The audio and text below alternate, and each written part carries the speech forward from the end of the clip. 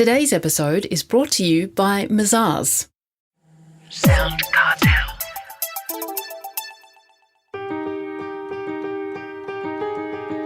From SoundCartel, I'm Nicole Goodman, and this is Business Essentials Daily.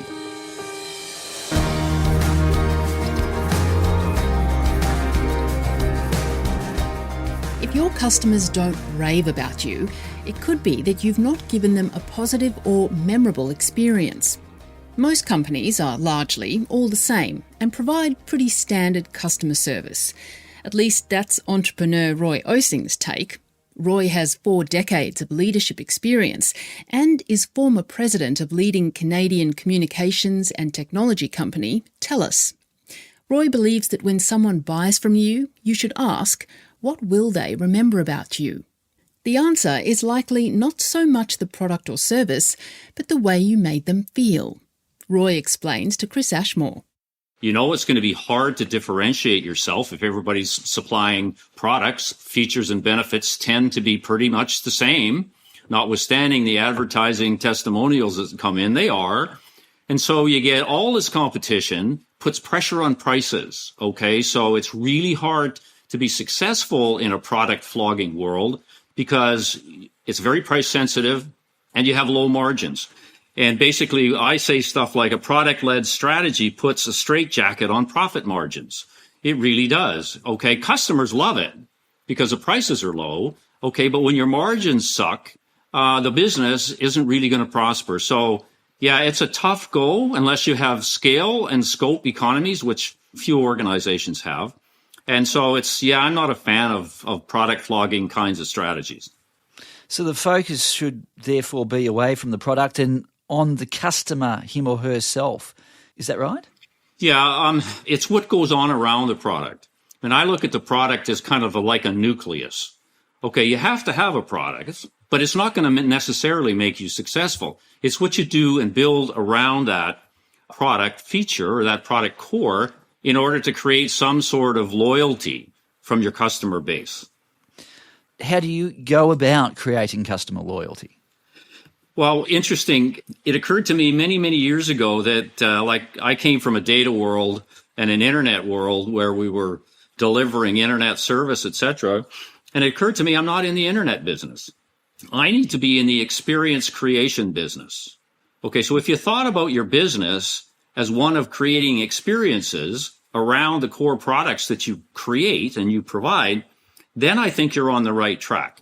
Okay, because my experience has been the experience ends up to be the key driver, okay, of customer loyalty. So here's how kind of I went about it. I said, first of all, I need a service strategy. Okay, now what is a service strategy? Well, I happen to create my own, and it has 2 elements. The first element is called core service. Right? It's like the basic stuff that you provide. It's a telephone. It's an internet service. It's a washing machine. It's the hard stuff without which you wouldn't have a business, right? The second element is called a service experience. And of course, that's all about how people feel when they get the core service that you provide. So the core service is the what you provide.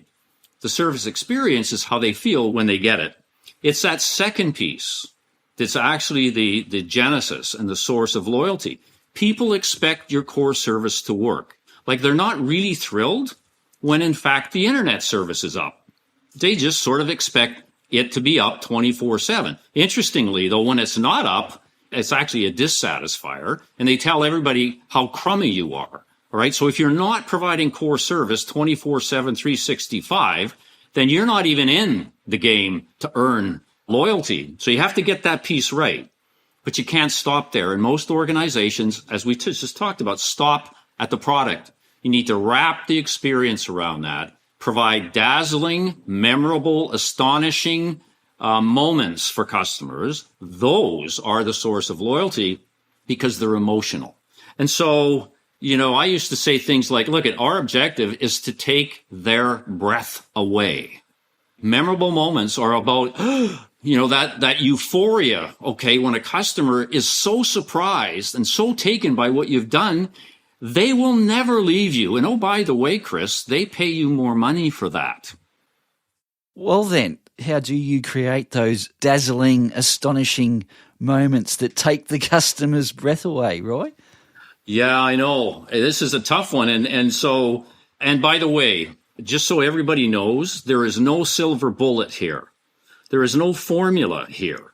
Okay, there's no one-hit wonders here to do it. It's a long-term cultural change. And it starts with hiring humans that like humans. Because you can't deliver a memorable moment if you fundamentally have a disdain for Homo sapiens. You have to have this deep down thing in your DNA that says you want to care for people, that you like people, right? Those are the people you put in front of your best asset called a customer. And so it begins with recruitment. And by the way, it's this, get rid of the notion that you can train people to be good at delivering miracles to customers. You can't train them to do that. You can train them to smile. You can train them to follow the rules, but you can't train somebody to like another human being. So that recruitment piece is super important. The second piece is you need a serving culture. And it begins with attracting what I call serving leaders. Getting away from the command and control model, getting away from, leaders that promulgate policy and don't get their hands messy and don't get dirty in the trenches with frontline people. You need, how can I help leaders? Okay, as part of the culture. The reason for that is those leaders will help the frontline people get rid of all the garbage they have to go through doing their job, right? To try and execute on an astonishing moment. The third thing that I will say to you is that organizations are really way too messy. They're too complicated. There's too much garbage in them. Okay, so they need to be cleansed. Why? If you can cleanse the internal environment of stuff that gets in the way of execution around those moments, then in fact, you will get more astonishing moments. So we've talked before about this. It's like I had this thing called killing dumb rules. A dumb rule is a rule that doesn't make any sense to a customer, and yet we force the customer through this rule all the time. It's a control factor, not an enabling factor in terms of doing business with the company. So I used to have these killing dumb rules contests, and I would literally reward people for identifying the dumbest rule that we had that was preventing astonishing moments to be delivered. And so we relentlessly went at these dumb rules, eradicated them, part of the cleanse the internal environment. And oh my God, Chris, you should have seen it. Things just took off. People felt liberated. They felt that they were enabling customers now to do business. And as a result, the customer was far more pleased. In fact, were dazzled with the experience that they got. So you have to have the right people. You have to have the right leaders, and you have to have an inside that's clean. Get rid of the bureaucracy. Get rid of the crap. Get rid of the dumb rules. Hiring humans who like humans, you say. Where does that leave AI when it comes to customer service? Oh, my goodness. Yeah. AI, there are certain things that can be algorithmically predicted. Okay. Customers wanting information on this and that. You can create algorithms for it. Well, the thing you cannot create an algorithm for is creating an emotional, memorable moment. You can't do that. Okay, software cannot do that. And I don't care what anybody says. You can't do it. Okay, customers are unpredictable. How on earth is an algorithm in an AI world going to predict what Roy is going to say next? Okay, look at my wife has a hard enough time trying to figure that out. So nobody writing code is ever going to get Roy right. And I'm making fun of that. But the point is, AI may work in certain simple things, okay? But to actually say AI is a way to improve customer service is intellectually dishonest. It can't. It has no emotion. It has no passion. It has no sensitivity. It has no caring. It has no prediction. All those things drive a memorable customer experience. Those things need to be enabled by people. Artificial intelligence, unfortunately, is being applied in a way to reduce cost because it's eliminating the human element in the engagement process. So as soon as you get into that world, you know that AI is being driven to manage cost, not to create memorable moments. And so, yeah, I have some pretty major issues with it. You need to put a straitjacket on AI, target it, in those simple little functions that humans don't have to be involved in. Okay, but you got to be really clear. Unfortunately, today, Chris, I think AI has got way too much momentum. It's being given way too much importance. And I think service, quite frankly, is suffering as a result. That was entrepreneur Roy Osing.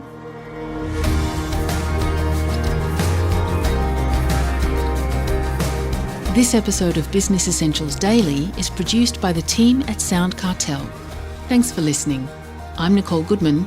We'll bring you more Be Daily tomorrow. Follow at BE Daily Podcast across social media and head to bedaily.com.au for more from the Business Essentials Daily podcast. SoundCartel. This episode was brought to you by Mazars. To find out more, visit mazars.com.au.